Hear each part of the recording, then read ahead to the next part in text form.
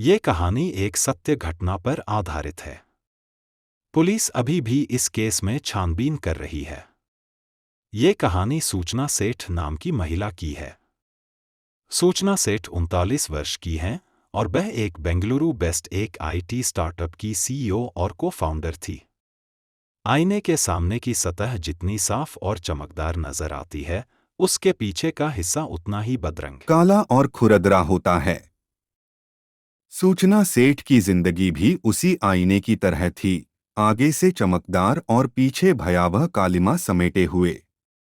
सूचना सेठ इस कदर तनाव, घृणा, जलन, सबक सिखाने और बदला लेने की भावना से भरी हुई थी कि अपने 4 साल के मासूम बेटे को अपने हाथों से कत्ल करते समय उसके हाथ नहीं कांपे।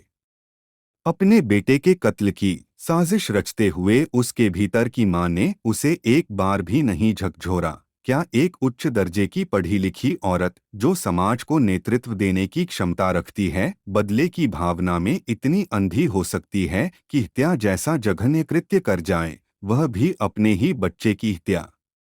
39 साल की सूचना सेठ 6 जनवरी को गोवा के एक होटल में अपने 4 साल के बेटे के साथ आई थी।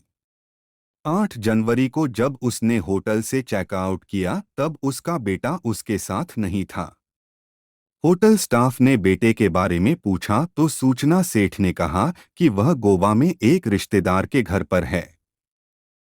उसने रिसेप्शनिस्ट से कहा कि वह उसके बेंगलुरु जाने के लिए कोई टैक्सी बुक करवा दे।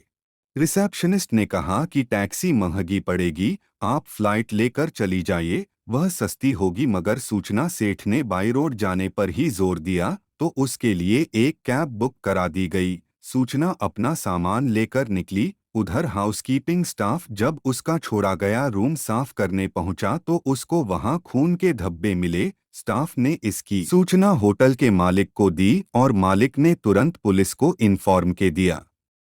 पुलिस ने तुरंत उस कैब ड्राइवर को फोन लगाया और कोंकणी भाषा में बात करते हुए उससे कहा कि जिस मैडम को वह लेकर जा रहा है उसको बताए बिना वह कैब को कर्नाटक के चित्रदुर्ग पुलिस स्टेशन ले जाए। ड्राइवर ने पुलिस के इंस्ट्रक्शन के अनुसार गाड़ी पुलिस स्टेशन पर लाकर खड़ी कर दी, जहां सूचना सेठ को पुलिस ने गिरफ्तार कर लिया। सूचना सेठ के सामान की तलाशी लेने पर उसके बच्चे की लाश पुलिस को उसके एक बैग में मिली। सूचना सेठ ने अपने बच्चे की हत्या क्यों की? इस सवाल के जवाब में जो कहानी निकलकर आई वह एक ऐसी औरत को सामने लाती है जो एक तरफ बहुत पढ़ी लिखी, मेहनती, सेल्फ मेड, नेतृत्व क्षमता से भरपूर, उद्योग जगत की अति महत्वाकांक्षी और समाज में अपनी हैसियत रखने वाली निर्भीक औरत है, तो वहीं दूसरी तरफ वह सामाजिक और पारिवारिक चक्रव्यूह में फंसी, तनाव, गुस्से, अपमान, नफरत, झगड़े, कानूनी पचड़े में घिरी औरत है, जिसके अंदर अपने पति से बदला लेने का लावा उबाल मार रहा था, जिसके चलते उसने अपने बेटे को मौत की नींद सुला दिया। हत्या की वजह जानने से पहले सूचना सेठ की शैक्षिक योग्यताओं पर एक नजर डालते हैं। सूचना सेठ एक एथिक एक्सपर्ट डेटा साइंटिस्ट है, जिसके पास डेटा साइंस टीमों को सलाह देने और स्टार्टअप व उद्योग अनुसंधान प्रयोगशालाओं में मशीन लर्निंग समाधानों को स्केल करने का 12 वर्षों से अधिक का अनुभव है।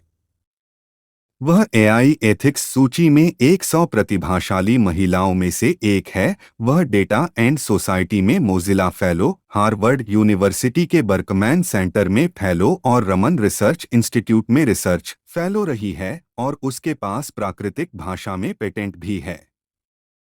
ऐसी प्रतिभाशाली लड़की की शादी वर्ष 2010 में वेंकटरमन से हुई, जो एक एआई डेवलपर है।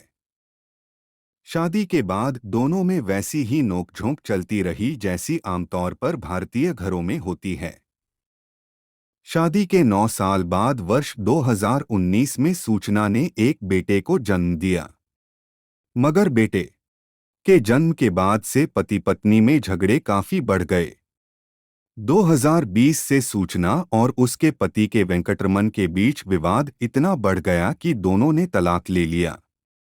कोर्ट ने बच्चे की कस्टडी सूचना सेठ को दी और आदेश दिया था कि वेंकटरमन अपने बच्चे से हर रविवार को मिल सकता है, मगर सूचना अपने पति वेंकटरमन से इतनी नफरत करने लगी थी कि वह नहीं चाहती थी कि वह अपने बेटे से मिलने आए और उसकी नजरों के सामने पड़े।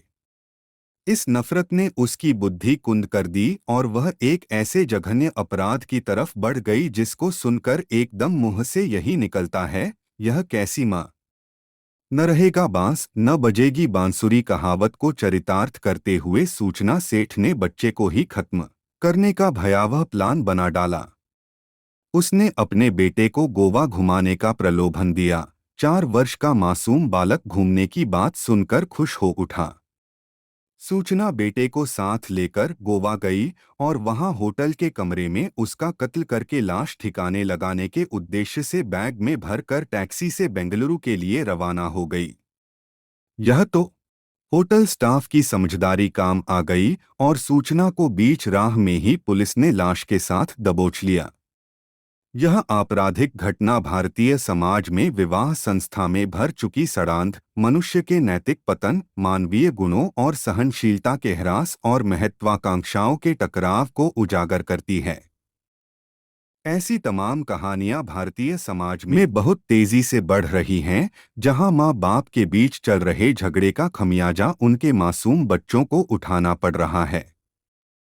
माँ बाप की रोज रोज के झगड़ों का ही असर है कि उनके बच्चे उग्र स्वभाव के और आपराधिक गतिविधियों में लिप्त हो जाते हैं। घर के सदस्यों के बीच तनाव बच्चों को शराब और ड्रग्स की तरफ धकेल रहा है।